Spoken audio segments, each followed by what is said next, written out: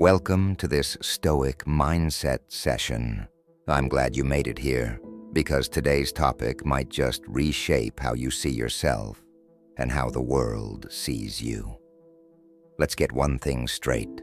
Truly intelligent men, they're not the loudest. They don't need to win debates. They don't walk around quoting books to prove something. Their strength comes from what they don't say. It's easy to rattle off opinions or flex knowledge, but choosing your words with care, or choosing silence at all, that's where real power lives. After years of diving deep into ancient Stoic teachings, and just as many spent watching people quietly in life's everyday moments, one truth keeps repeating itself. The wisest men don't overspeak. They don't fill silence just to avoid discomfort, and they never use phrases that quietly tear down their own character. So today, we're breaking down 7 things that highly intelligent men refuse to say, not because they're perfect, but because they've learned, usually the hard way, that these phrases kill progress, shrink respect, and block growth. If you're ready, hit subscribe, and let's sharpen your mindset together. 1. Yeah, I already knew that. This one slips out fast. Yeah, I know. Harmless, right? Confident even. But it's not. What it really reveals: a locked door, a refusal to receive, a fear of looking like a student. And that's not intelligence. That's insecurity in disguise. I remember working under a mentor once, a man who never raised his voice but commanded presence with his silence. We were walking through a process I'd done 100 times, and halfway through, I cut him off. I already know that. He paused, gave me this quiet look. Not angry, just disappointed. Then moved on. It wasn't until that night that I realized what I'd done. I hadn't just interrupted. I'd blocked out the chance to learn something deeper. Something only time, not textbooks, can teach. When you say, "I already know," you're not just dismissing the other person. You're stunting your own evolution. The Stoics knew this well. Marcus Aurelius reminded himself that ego is the enemy of growth. When you think you've arrived, you stop moving. I once saw a seasoned carpenter, probably in his 60s, listening to a 20-year-old explain a method he'd clearly used for decades. He didn't interrupt. He asked questions. He even thanked him. Later I asked, "Why didn't you just tell him you've been doing that since before he was born?"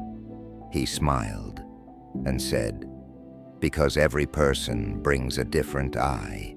If I only listen to confirm what I already know, I miss what I don't." That's the mark of someone who's always learning. So next time you catch yourself thinking, "I've heard this before," pause, stay open. Even if you don't learn something new, you're exercising humility, you're showing respect, and over time, that builds your character more than being right ever will. 2. That's impossible. Years ago, I worked with a man named Daniel. Sharp, polished, in control. But anytime someone pitched something new, a new strategy, a new market, a risky opportunity, he had a go-to response. That's impossible. At first it sounded reasonable, like caution, like experience. But after a while it became obvious. He wasn't talking about the idea. He was talking about himself. It wasn't the proposal that was impossible. It was his fear that made it so. The Stoics warned about this trap. Seneca said, "We suffer more in our imagination than in reality." And that's what was happening. Daniel wasn't being realistic. He was being ruled by fear. Fear of failure, fear of embarrassment, fear of effort. It's the kind of fear that wears a smart suit. It hides behind logic, but it kills progress. Later in my career, I found myself on a project that looked doomed from day one. No time, no resources, a team that barely knew each other. Everything in me wanted to say, this isn't going to work. But instead I asked, what's the one thing we can do today? That tiny shift changed everything. We didn't move mountains overnight. We just moved one brick at a time. And that project, one of the most successful I've ever touched. Why? Because no one gave in to that paralyzing phrase, "That's impossible." Marcus Aurelius said it best, "You have power over your mind, not outside events. Realize this, and you will find strength." Intelligent men don't declare defeat before they try. They know that impossible usually just means unfamiliar, and unfamiliar is where growth lives. 3. That's not my fault. One of the easiest things to say when life punches you in the gut is, that wasn't on me. And sometimes it's even true. But intelligent men know that truth isn't the point. Responsibility is. I remember a friend of mine, let's call him Mike. He lost a huge client. Deadlines missed, emotions ran high. And immediately he started pointing fingers. The market shifted. The client was unreasonable. The team under-delivered, all of which might have been valid. But while he was building his case for innocence, he lost the one thing that could have helped him grow: ownership. The Stoics made this clear. You don't control what happens, but you do control how you show up to it. Epictetus said, "It's not the event that harms you. It's your interpretation of it. Every time you blame someone else, you give away power. Power to change, power to act, power to grow." I've been there myself. Times I should have owned a piece of the problem, even if it wasn't all mine. And the moment I did, something shifted, solutions appeared, conversations softened, growth returned. Taking responsibility doesn't mean taking all the blame. It just means stepping up. And when people see that, they start to trust you.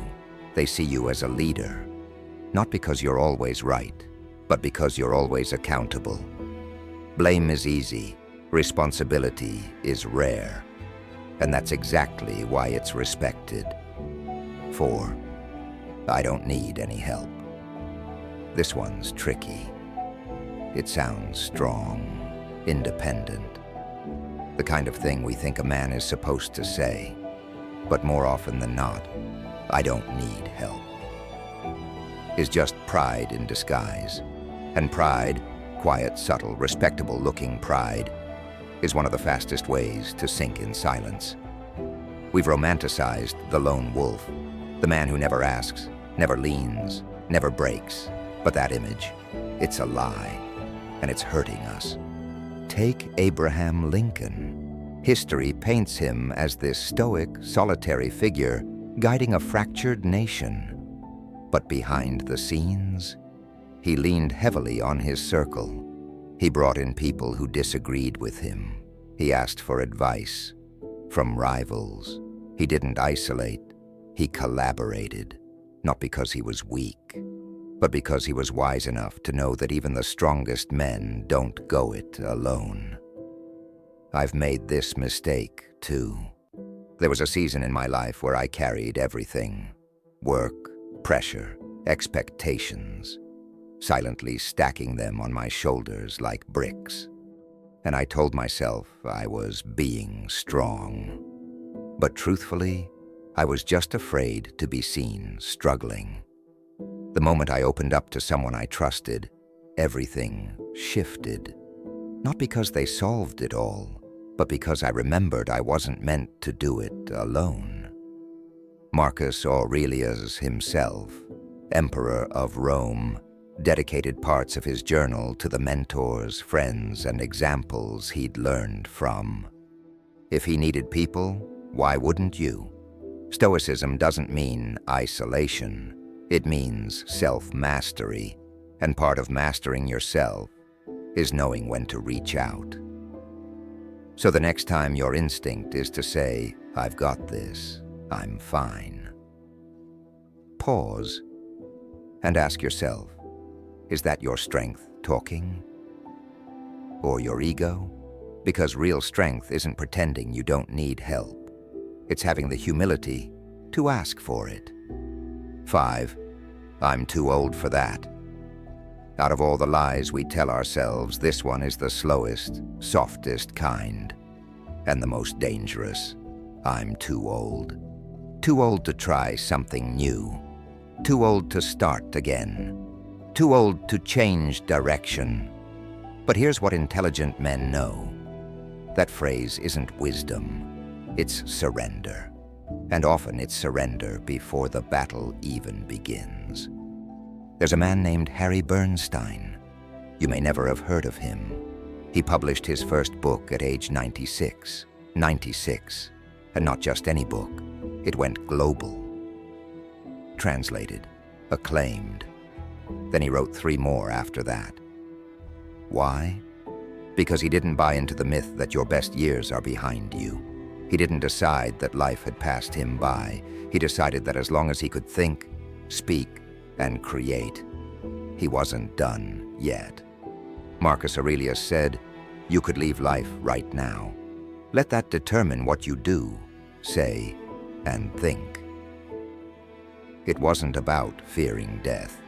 It was about respecting life and what we can still do with it. I've watched men in their 60s reinvent themselves, learn trades, start businesses, mentor others. And I've also watched men in their 30s act like it's too late, as if growth has an expiration date. It doesn't. Wisdom deepens with age, not automatically, but for those who stay curious, humble, and willing. So if you've ever caught yourself saying, "I missed my chance," remember this. You're not too old. You're just early in your next chapter. 6. I'll do it later. One of the most dangerous phrases that intelligent men learn to avoid is this: "I'll do it later." It sounds harmless, rational even, like a responsible postponement. But it's not. It's the burial ground where dreams quietly go to die. I knew a man once, let's call him Thomas. Well off, loved, successful, but always busy. He kept putting off time with his father, said they'd go fishing later, catch up next month, talk soon. Then one day, later, never came. His father passed unexpectedly, and Thomas was left with a calendar full of regrets and a phone full of unsent messages. He told me, "I thought I had time. That was my biggest mistake." The Stoics warned us, don't act as if you'll live 10,000 years. Death hangs over you. While you live, while it is in your power, be good. Powerful words. Later isn't a plan. It's an excuse. It gives you comfort now, and regret later. There were letters I never wrote, apologies I sat on, until one day I realized waiting was just fear, dressed as planning. When I started acting instead of postponing, everything changed. The conversations happened, the healing started, the pressure lifted, and I realized this: you don't build a great life from intentions. You build it from actions. So whatever that thing is you've been putting off, start, send the message, make the move, begin. Later won't wait. 7. That's just how I am. Last one, and it's the one that quietly kills the most potential. That's just who I am. It sounds final, like acceptance. But more often than not, it's just resignation wearing a mask. Intelligent men don't cling to identity like it's fixed in stone. They shape who they are, constantly. I've met men who explode with anger and then justify it. I'm just blunt. I've always had a short fuse. I've seen others avoid love, risk, or vulnerability, then claim, I'm just not built for that. But here's the truth. You're not a finished product. You're a work in motion. And when you declare, this is just who I am, you're not being honest. You're being lazy. You're choosing comfort over responsibility. The Stoics were clear. Your nature isn't your prison. Your habits aren't your destiny. You are what you choose to become. Growth hurts. Change is uncomfortable. But that's what separates men who evolve from men who rot in place. Ask yourself, do I act this way because it's true to me, or because it's easier than changing? Intelligent men ask the hard questions, not because they hate who they are, but because they respect themselves enough to keep becoming more. If any of those 7 hit a little too close, good. That means you're awake. You're honest enough to notice the patterns and strong enough to break them.